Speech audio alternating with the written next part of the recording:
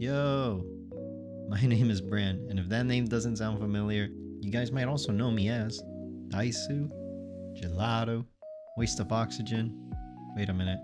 Alright, I'm a little bit inconsistent when it comes to names, but one thing that is consistent in my life is my love for Team Fortress 2.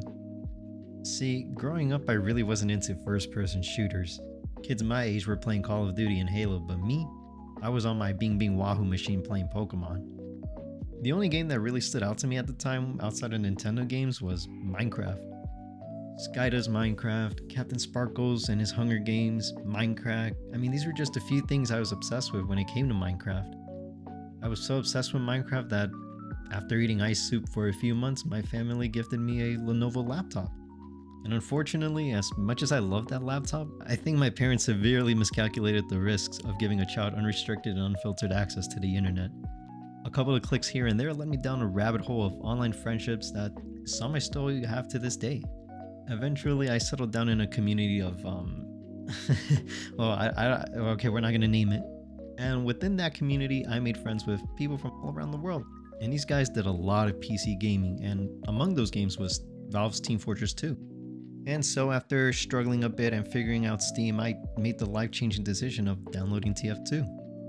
I forget a lot of things, and believe me, if you don't believe me, believe my mom. But one thing I'll never forget is my first match at TF2. It was on King of the Hill Badlands, and I picked heavy because, well, I mean, this guy has a big gun, that means he's good, right? And then I just remember getting non-stop killed by snipers and spies, which, looking back, not much has changed. I kept playing with my online friends, and the more I played, the more addicted I got. Random crits, domination sound effects, exploding gibs, and flying ragdolls. I mean, TF2 was like a drug in the sense that every time I got on, my brain would just be pumped with dopamine. And my addiction would only grow worse when my parents gifted me a $20 Steam gift card that I blew on the Steam market. Matter of fact, every time I got a gift card from them, I would blow it all on the community market. That led me into trading, and despite me being economically dependent on my parents, I managed to trade up for some cool cosmetics and my dream unusual. I have a lot of fond memories playing TF2, from trolling free-to-plays with teleporter traps, playing on servers like Arena Railbait, and meeting my now longtime friends. I mean, TF2 made me who I am. Without it, I probably wouldn't have gotten into shooters or even met my current circle of friends. Since 2015, I have just a little bit over 3,000 hours clocked into TF2, and if it weren't for some things in my life, I'd probably have way more. But as the years have come and gone, my playtime has dropped significantly. I think around 2020 is when I flat out just stopped playing TF2, and ever since then, I've missed TF2. That statement might be confusing, like, hey Brand, what do you mean you missed TF2? It's still there. You have it downloaded. Valve updates the servers here and there. And look at the charts. People are still playing TF2, even though I think most of those are trading bots. And I mean, yeah, the game might still be as popular as ever, given that it's a 2-decade-old game. But when I say I miss TF2, I miss when it seemed like Valve cared about the game. Granted, I started playing TF2 around the Gunmetal Tough Break era, around the time that Star was going insane after playing TF2 for so long. So I wasn't really there for major updates like Man vs. Machine or the free-to-play update. For example, I remember during my early days of TF2 there was a ban wave following a cheater engine leak. Is that what it's called? Anyways, that was a good thing.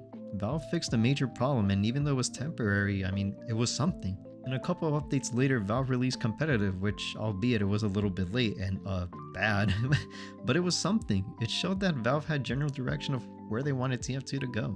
After the Pyro update, however, you can clearly see that Valve essentially put TF2 on hold and directed their attention to other games.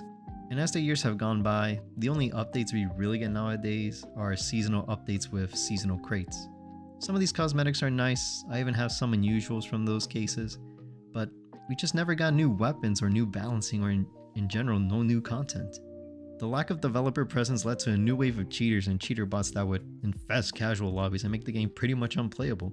It got so bad that at one point you had a spin botting heavy with 2 bot medics permanently attached to him, and you couldn't even vote kick him. The bots would just vote no every time you tried to vote kick him. He was never banned, and if he was, he'd be back on a fresh account 2 days later. Fortunately, I think he was IP banned, hardware banned, or maybe he just got bored of cheating. I mean, I don't know, but the damage was done. TF2 servers were unplayable, and the community directed their anger towards Valve, and rightfully so.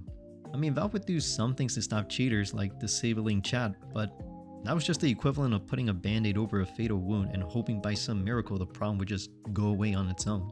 And it's one thing to slow down with major updates, but to completely ignore a major cheating problem and do nothing about it, I'm just not a fan of that. These were just a few reasons why I stopped playing TF2 and tried out other games. I tried Fortnite, but after everyone learned how to build, it was pretty much over for my Fortnite career. Though I still buy skins from time to time. Yeah, I might be a consumer. Then I tried Siege, and I even played for my school at one point, but the game just wasn't my thing, and the game was pretty much dying when I got into it. Why they got Chun-Li shooting a gun, and they added Rick and Morty? Why?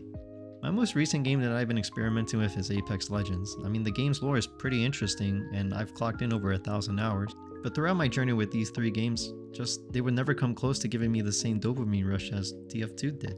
Fast forward to today, and the game is in a much healthier state, cheater-wise.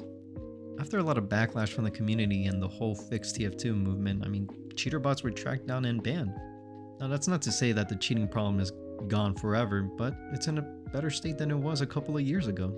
And even though it's been some 2,000 days since Jungle Inferno, the last major update, Valve pushes out small community updates here and there.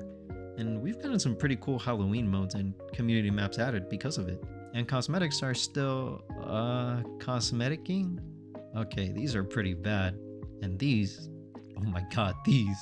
But regardless of the new maps and new cosmetics, TF2 is still the same game as when I left it back in 2020.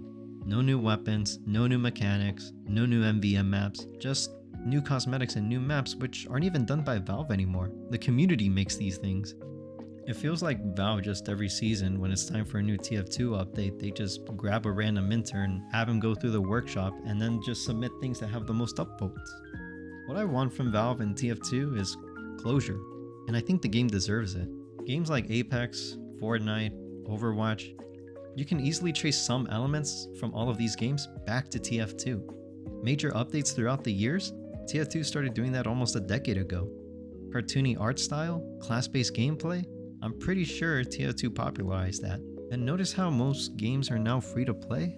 Alright, I'm glazing TF2 here, but you can't deny that this game has had a major impact on the gaming industry. Anyways, it's clear that Valve isn't the same company as it once was. I mean, the days of major updates and communication are long gone. But what I would like from Valve is a proper send-off to TF2. Finish the comics, make one final SFM movie for maybe the heavy update? Or maybe hand over the game to the community? Yeah, that might not be a good idea. There's a lot on my wishlist for TF2, but what I really want is just something.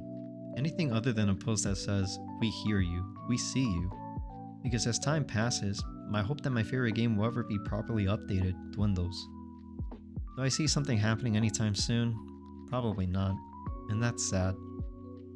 I love Team Fortress 2. This game has made me who I am today, and hopefully one day it gets updated.